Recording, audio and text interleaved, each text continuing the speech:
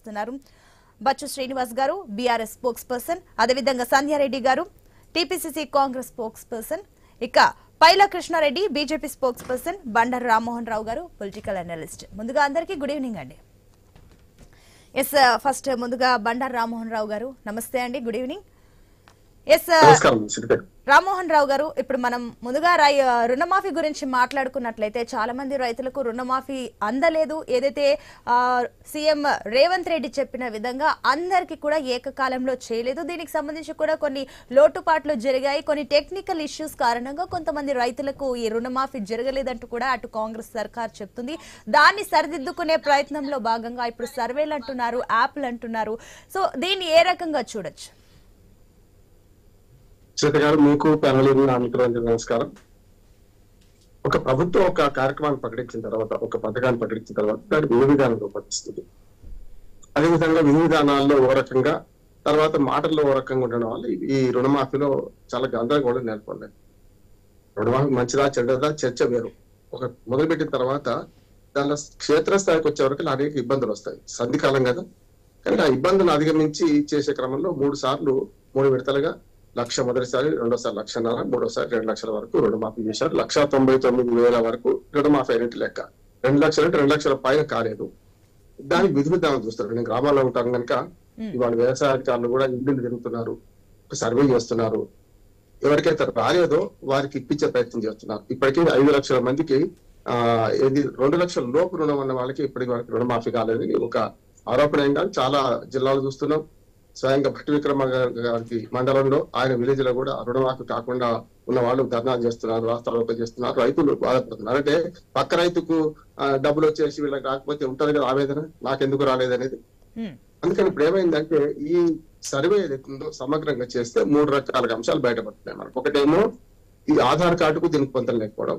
ఇప్పటికి కూడా అధికారులు పాత రూల్స్ ఏవైతే వీళ్ళు ప్రభుత్వం ఇష్యూ చేసిన గైడ్ లైన్స్ మాత్రమే సృష్టి చేస్తున్నారు. ముఖ్యంగా రేషన్ కార్డులో పేరు కలవకపోయినా, ఆధార్ కార్డులో చిన్న స్పెల్లింగ్ మిస్టేక్ ఉన్నా, ఇవన్నీ కూడా కంప్యూటర్ కు మెదడు ఉండదు కదా మనిషికి. అయితే అది ఇప్పుడు నా పేరు బండారు రామ్మోహన్ రావు, ఇంగ్లీష్ లో ఓ రకం ఉంటుంది, తెలుగులో ఓ రకం ఉంటుంది. తెలుగులో బండారు అని పడ్డది ఆధార్ కార్డులో, ఇది నాకు కాదు రుణమా. అట్లా అంటే బండారును తెలుగులో చేస్తే కంప్యూటర్ లో చేస్తే మందరు అయిపోయింది. అందుకని ఇక్కడ ఏమైందంటే ఇట్లాంటివి చాలా ఉన్నాయి. రెండోది ఏంటంటే ఇప్పుడు 2 లక్షలు దాటిన రుణమాఫీ కోసం ఇప్పుడు వివాదం అంటుంది. ఒకటేమో రాని వాళ్ళది 2 లక్షల లోపు, రెండో వివాదం అది. అందులో సమస్య ఇక్కడ వస్తుంది. రైతులు చాలా మంది ఇంటర్వ్యూ చేస్తే వాళ్ళు ఏమన్నారంటే ఈ 2 లక్షలు కట్టిన తర్వాత మాఫీ అవుతుందో లేదో, మేము 2 లక్షలు కట్టి మిగతా 2,50,000 ఉన్నాయి, 3 లక్షలు ఉన్నాయి, 4 లక్షలు ఉన్నాయి, ఆ మిగతా వీళ్ళు కట్టుకోవాలి. 2 లక్షల పైన ఉన్న అమౌంట్ కడితే మాకు మాఫీ అవుతుందో కాదో, ఇప్పటికే మాఫీ కావాల్సిన వాళ్ళకి కాలేదు కదా అనే ఒక ఆందోళన రైతులు ఉన్నారు. ఇది మా సమగ్రంగా మనకు సీన్ కనపడుతుంది. కానీ ఇందులో ప్రభుత్వం వెంటనే చేయాల్సిన పని ఏంటంటే ఎవరికైతే కాలేదో వారి గురించి ఏ సాంకేతిక కారణాలు ఉన్నాయో లిస్ట్ తీస్తున్నారు. కానీ ఆ లిస్టు సక్రమంగా బ్యాంకర్లకు పోతుందా? బ్యాంకర్లు కూడా కొన్ని పొరపాట్లు చేశారు శ్వేత గారు. ఎందుకంటే బ్యాంకర్లు చేసిన పొరపాటు ఏంటంటే లిస్ట్ లో వీళ్ళ పేర్లు పెట్టకపోవడం ఒకటి. రెండోది వీళ్ళకి సరైన గైడ్ లైన్స్ ప్రకారం ఇచ్చిన గైడ్ లైన్స్ ప్రకారం పోవడం వల్ల, అంటే రేవంత్ రెడ్డి గారు చెప్పిన నోటి మాట అవుతుంది కదా, ముఖ్యమంత్రి సహాయాన్ని చెప్పిండు అని వాళ్ళు చేయలేరు కదా.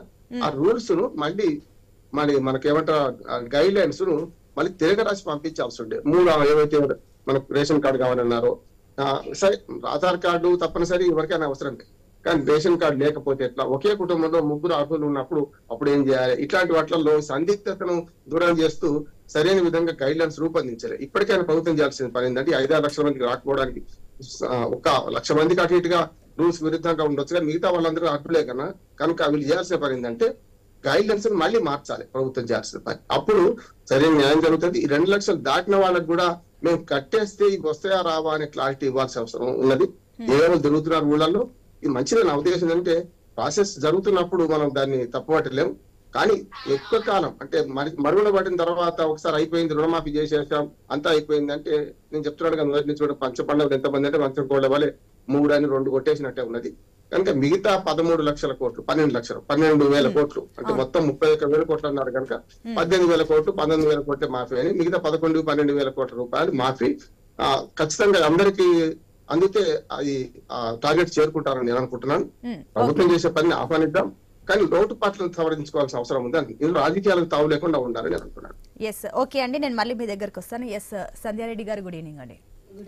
ఎస్, మరి ఇందాక రామ్మోహన్ రావు గారు చెప్పినట్లుగా ఏదైతే క్లియర్ గా గతంలో చూస్తే ఆ రైతుల ఆగ్రహం కూడా ఒక రకంగా అర్థం చేసుకోవాలి. ఎందుకంటే అందరికీ వస్తుంది, మాకెందుకు రావట్లేదన్న తపన బాధ వారిలో కనిపిస్తుంది. ఆ ఆగ్రహమే ఈ రోజు రైతుల నిరసనలు ఆందోళనలు మనకు కనిపిస్తున్నాయి. అయితే మీరు అన్నట్లుగా ఏదైతే రైతు రుణమాఫీ ఏదైతే చేస్తున్నారో, షరతులు లేని రైతు రుణమాఫీ చేస్తామని కాంగ్రెస్ సర్కార్ చెప్పి వచ్చిందో ఆ రకంగా చేస్తున్నారు, బాగానే ఉంది. కానీ చేతికాడు కూడు నోటికి అందట్లేదే అన్న ఆవేదన బాధ రైతుల్లో ఉంది. లాస్ట్ కి లిటిగేషన్స్ టెక్నికల్ ఇష్యూస్ వల్ల రావట్లేదు అంటూ కూడా కాంగ్రెస్ సర్కార్ చెప్పింది. అది సరిదిద్దుకునే ప్రయత్నంలో మీరున్నారు. ఏంటి ఇప్పుడు ఈ సర్వే సఫలీకృతం అవుతుందా? అదే విధంగా యాప్స్ అంటున్నారు, ఈ యాప్ వల్ల ఎంత మేలు జరుగుతుంది, దీని గురించి ఏమంటారు?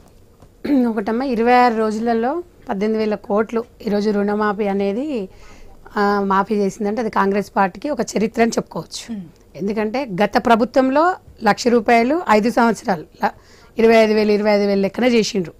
దీనికి ఏ పార్టీ వాళ్ళైనా ఎవరైనా కూడా దీన్ని మెచ్చుకోవాలి.